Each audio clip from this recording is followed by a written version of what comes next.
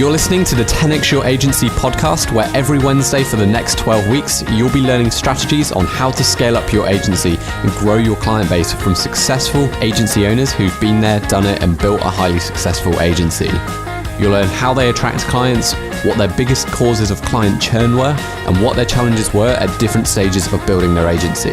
My name is Marcus Taylor, and I'll be your host. Hey guys, welcome to episode 4 of the 10x Your Agency podcast. Today we're joined by a very special guest, Eric Su, who is the CEO of SingleGrain, a really fascinating agency based in California who specialize in helping SaaS companies and online education companies increase their growth through SEO and content marketing. Eric is also the founder of the Growth Everywhere podcast, which is one of my personal favorites. If you haven't checked out Growth Everywhere, I'd highly recommend doing so. So today we're going to be talking to Eric about how to use content and podcasts to acquire clients for an agency, as well as a couple of kind of tactics around how to hire a great team. So Eric, it's a great pleasure having you here on the podcast. How's it going? Good, Marcus. How are you?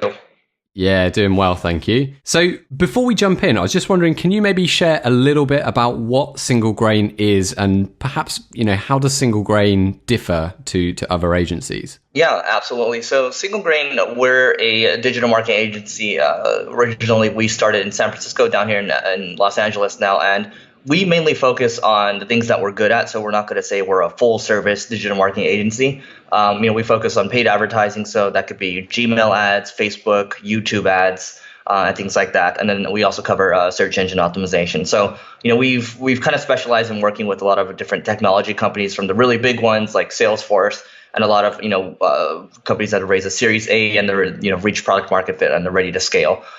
So we're really familiar with SaaS, and then online education is my background. So we also work with a lot of education companies as well. So our thing is we try to niche it down. We only focus on what we're good on, and we try to work with either software as a service kind of companies or education companies. Awesome. And why was the move from San Francisco, which is kind of the heart of the kind of tech world, to Los Angeles? What kind of drove that move? Yeah, good question. So I'm not the original founder of the company. I actually took the company over about 3 years ago. So, I'm based in Los Angeles. I'm born and raised in Los Angeles. So I just moved it down here just because it's easier that way. But what we did originally was we removed the San Francisco office, and we made the team remote, because I had a background working as remotely when I was part of Treehouse, which is an online education school. Got it. Okay, cool. So my first question is, having followed SingleGrain and your work over the past couple of years, one thing that I've been really impressed and really inspired by is how you focused on creating content that seems to enable you to be everywhere at once. Like, while most other agency owners out there are, out in the field building up their pipeline or speaking at conferences to build their pipeline, I kind of get the feeling that rather than doing that, you're kind of playing the long game. You're building courses, you're building infographics, long form blog posts, podcasts. And I was kind of wondering, can you maybe share some insight into why you're approaching acquisition in this way? Like, what's going through your head while you're creating all of those pieces of content? Yeah. So, first and foremost, I can say, I subscribe to the Neil Patel school of doing things. He's a friend, and he serves as a mentor figure as well. So, when I first started learning internet marketing probably 7 years ago, that's just how I started things out. And it just made sense to me, right? You look at a lot of the venture-backed startups, the VCs are pouring in money, and they expect to see things happen quickly. They want to see traction quickly. So, oftentimes the things you see in the headlines are, how do we acquire users as quickly as possible? And that's, through paid advertising, right? To me, marketing is more holistic. You think about, okay, the foundation of what you do, if you don't have a brand, is you start building out content first, and you're learning as you're going, but then you're teaching at the same time. So it kind of reinforces what you're learning. So that's a benefit to me too. But then at the same time, you can also drive traffic to that content too, and really start to indoctrinate people. So I don't think, you should think of marketing as silos where it's just paid advertising. I think when you start to build out content, it is a 12 to 24 month journey. It is grueling, and you have to be very patient. But we used to play a lot of poker growing up, and you learn to be patient, and you learn to kind of roll with the punches. So to me, playing the long game, deferred gratification is not only built into the agency, but it's just based into, how I think of life in general. And is this something that is kind of like a strategic decision that you made a while ago in order to get a competitive advantage over other agencies? Or is it just the approach that you fell into when you were building up SingleGrain? Yeah, I would say it's kind of both. So it is the approach that I kind of fell into, but at the same time, you look at other agencies, you can take a look using tools like SEMrush or Ahrefs to see what they're doing. And here's the thing, this is actually really interesting because a couple weeks ago, I was looking at another agency we work building over here just as like a satellite office, but I was looking and, there are about 12 salespeople in one room. And, I look at what we have and it's like, we don't need those salespeople, right? They're out there prospecting all the time. But the thing is, we have these leads coming in on autopilot. It's just because we're putting out good content out there. And, you doing podcasts like this, like people start to get to know who you are. They start to get to know who you are as a person. And, people like to work with people. I think if you're first starting out, absolutely, you need a prospect. But I think you're going to get to a certain point where if you're doing good content out there, the clients are just going to start to come to you.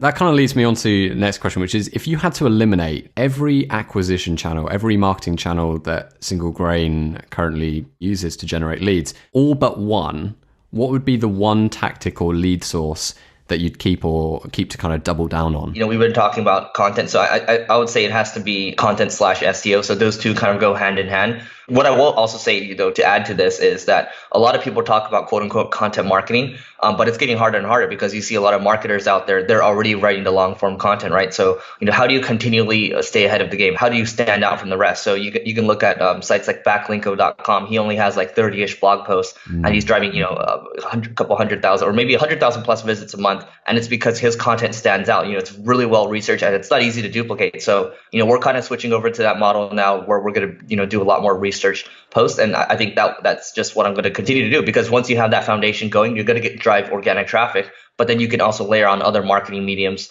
later down the road. So that would be a good way to go about it. And content, it doesn't have to just be blog posts. We're doing this podcast right now. The podcast has been great in terms of lead gen for us too. If you had to pick between one of those two, like if we had to sort of go the SingleGrain blog or the SingleGrain's podcasts, which one out of those two do you think you would, if you had to only keep one of them? I'd say for today, it's probably going to be the blog, but who knows what's going to happen in the next couple of years. It might be the podcast because it's growing faster and it's scaling more. But for today, as of October 2016, I'm going to say the blog. Cool. Have you found anything interesting around the podcast? Because obviously, not many agencies are using podcasts as like a method for lead generation. So have you noticed any interesting insights around the quality of leads or the type of leads that you get from that? Yeah, I will say the quality of leads is much higher because anybody that's listening to this podcast right now, they're a different person. They're trying to learn. They're going out of their way to find this. Podcasts are still very much in the early days. Look at your analytics. All you can look at is the number of downloads you're getting per month. So it's still very primitive,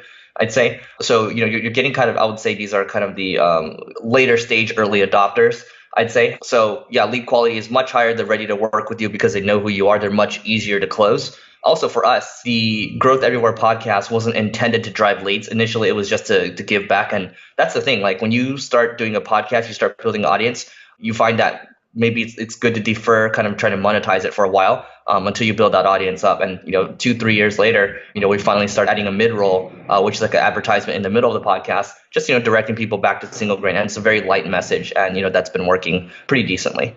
Awesome. Cool. So when you joined SingleGrain, you said it was about 3 years ago that you took the reins of the company. Where was kind of SingleGrain at when you joined the company? So when I joined, it was, I really never intended to come back into the agency game. It was a sinking ship, and I thought it would be an interesting challenge to go from, being on a successful technology startup to helping a sinking ship to see if I could really turn it around. We were basically an SEO company in the past, and what we were doing before I came on was no longer working in terms of bringing results for clients. So, at that time, that's when the Google Penguin and Panda updates came out, and, a lot of agencies were starting to fold. It was kind of a disaster time for us. So what's been one big strategic change that you've made at SingleGrain that's had a huge difference for the company? I think it has to be hiring. That's the one thing you never want to compromise on. So I would say that also translates to, when you come into a sinking ship, you're going to have to make the tough decisions to let people go. It's all about what the team looks like. So hiring and also making sure that you retain the great talent and keep people happy.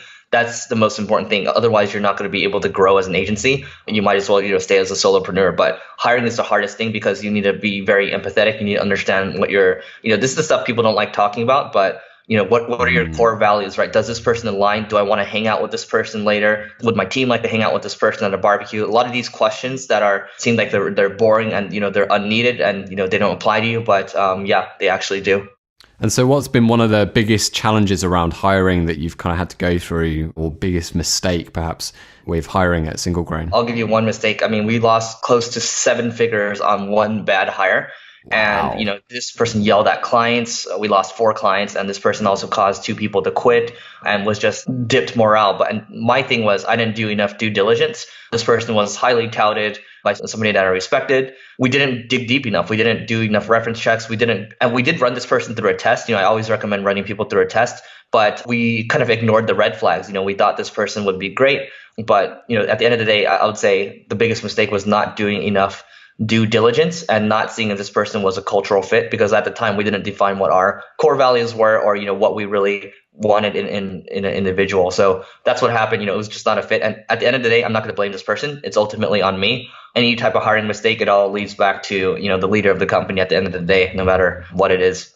And so what's kind of SingleGrain's hiring process look like now? We go through a lot of referrals. I'll say kind of the biggest thing for us is using AngelList. That's another one of those things, right? Where if you're looking at AngelList, you're looking at sites to invest in or businesses to learn about. AngelList is great for that. Typically it's for angel investing, right? But they actually have a recruiting section that you can use for free, and you can manage your job postings there. So I love AngelList, and I like using also, depending on what I'm looking for. If I'm looking for writers, I'm going to use a ProBlogger blog.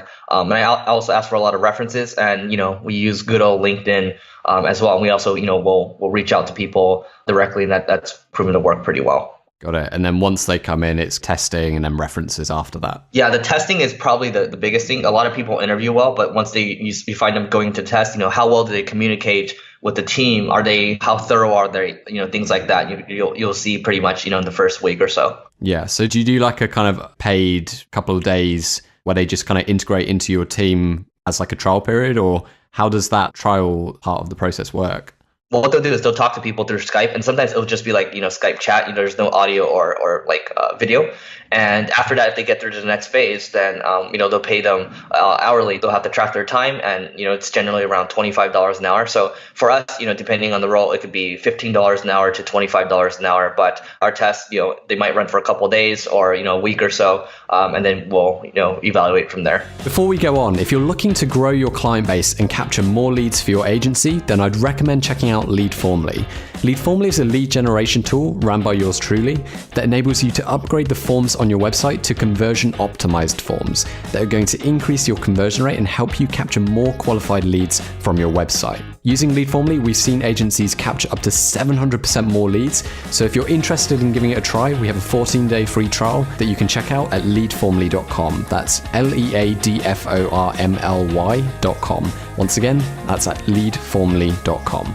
So from listening to your podcast recently, you've just released a Udemy course on hiring, or what kind of, is that right? So we have a couple things. We have a couple courses that we've done. We have a course on hiring just because if you literally search for how to hire, you're not going to get anything. So you're going to get a 500-word article from monster.com. But yeah, we have a hiring course. I actually have a content marketing course on Skillshare. I think you can access that for free or pay 99 cents or something like that. And then we also have a summit that we did. These are all evergreen presentations with some of the great marketers and salespeople around. We generally do a lot of stuff like that just because we create so much content and we try to package it together. Got it. So these courses on hiring and these different kind of Skillshare things that you're putting together, what's the motivation behind it? Why are you putting these together? Is it lead generation or? Yeah, so the hiring course, that was just kind of scratching my own itch. And, because I've been in education, we wanted to see if we can launch a product around it. So that was, just to kind of get our feet wet. It's great now because we still use it internally to send to people to go through. And then also the Skillshare course, that's when Skillshare reached out directly to me. They said they fly over and shoot at my place. So, decided to do that. And it's been great. There's something to be said about what one of my friends, Heaton Shah, says, hiring or not hiring. He says, when you help people, it's like a drug. And it truly is, right? So with the Skillshare course, I think over 4,000 students have taken it. And, there hasn't been one negative review. I think the average score is 100%. So it's just good to be able to see look at the comments and help that many people. And yeah, it's been good. It's not intended to make money or anything like that. It's just to be out there. And then also, I can share it with people on my team that are just joining. It could be new people, just to educate them on content marketing. No, I think it's such a good thing to have. And as you say, it's one of those things where, people just don't want to talk about this stuff. And frankly, from my position, every business has these challenges, us included. And there's no kind of obvious place to look for a solution. So I think it's really great what you're doing, putting these courses together to really kind of tackle these very uncomfortable issues that a lot of businesses have. So I think that's really good. We'll include a link to the course. Is it just on Skillshare or? Yeah, so the Skillshare course is called Content Marketing Blogging for Growth. And then if you want access to the hiring course, we actually package all of our courses together now with all of our agency processes, also, the summit that I talked about. So that's called, I can give you a link to that afterwards. That's called the Growth Vault. Awesome. No, that sounds really good. Is that in Los Angeles as well?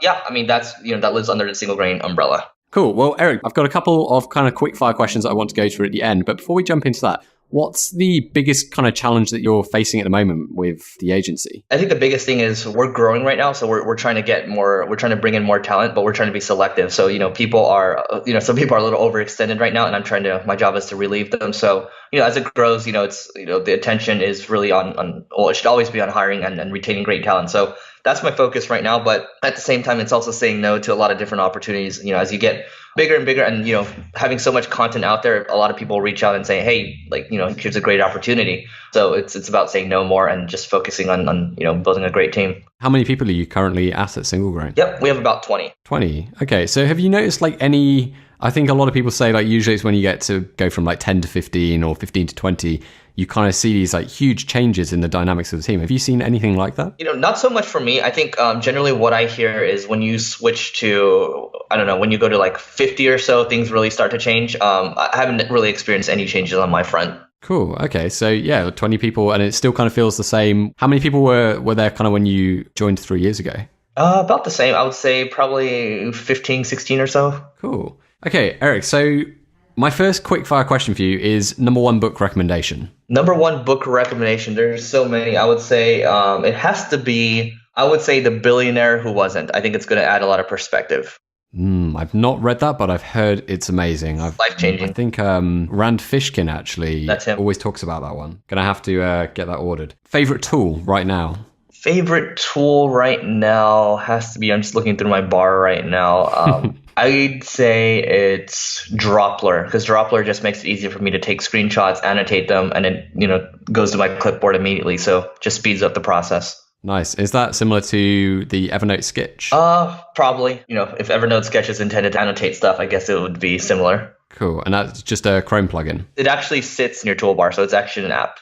Okay. So what's one piece of advice that you would give to an agency owner who's looking to go from 6 figures annually to 7 figures? Yeah, well, that's a good question. So I think it would be a lot of, processes and documentation, documenting everything that you do, because when you document, you're able to scale faster and you don't have to keep repeating the same thing over and over. Oftentimes when you're going from 6 to 7 figures, it's really about hiring more people. And if you're going to try to plug people in, it's going to move a lot faster, because sometimes people aren't the right fit. And if you have to retrain, you're going to waste a lot of time and money as well. And time is a luxury that you just don't get back. Yeah. Is there any kind of specific process that you remember kind of implementing that made a really big difference for SingleGrain? Yeah. So for us, I would say putting all of so this is a process for the processes, putting everything into Google Drive for everyone to access. So, literally organizing the folder, saying, okay, these are the team resources, and we put all of our educational screencasts in there. And then we have a client folder template. So, when we onboard a new client, we just literally will duplicate that folder. Got it. It's almost one of those things where you sort of think it should just happen organically, file storage should sort of just be done. But you're right,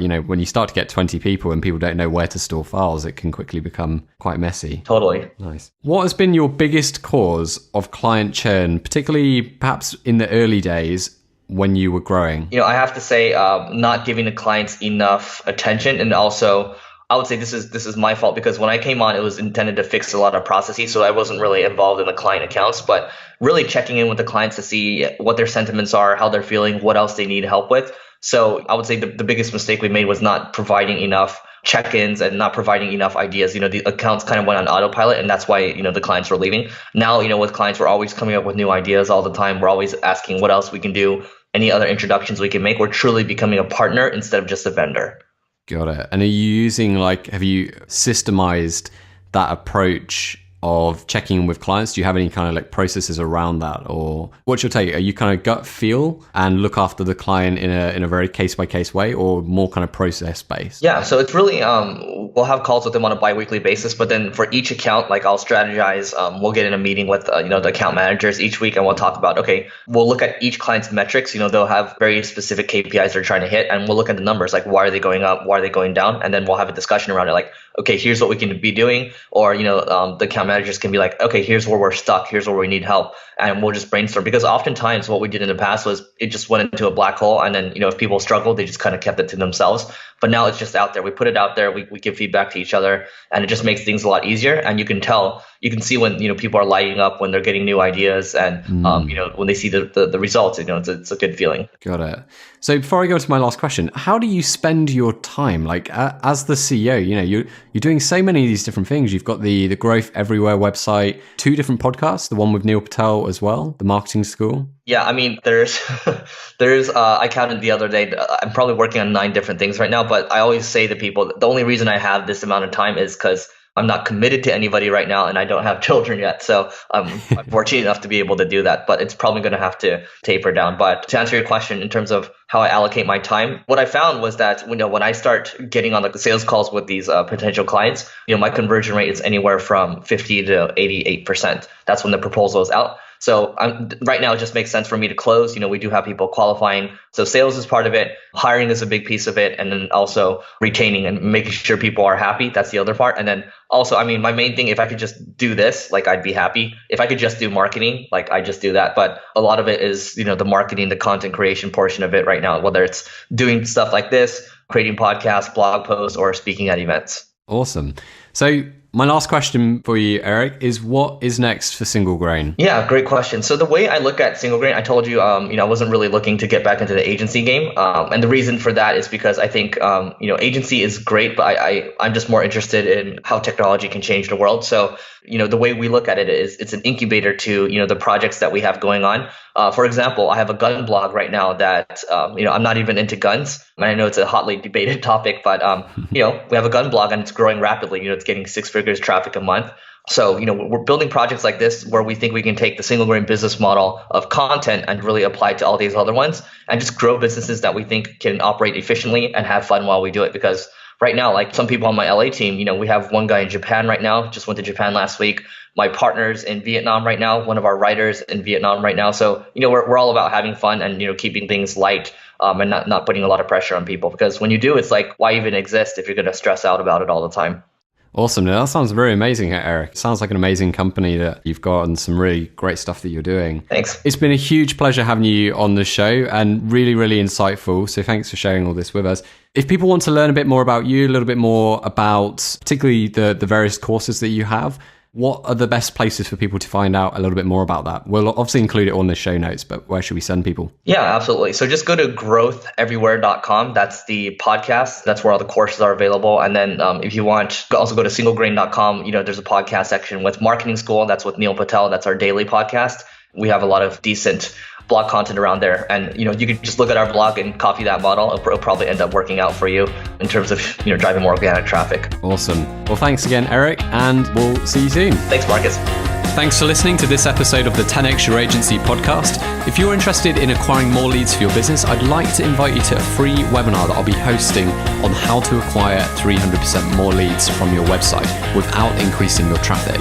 In this webinar, I'll be sharing how you can turn your website into a lead generation machine, 4 strategies on how you can boost your form submissions by 300%, and much more.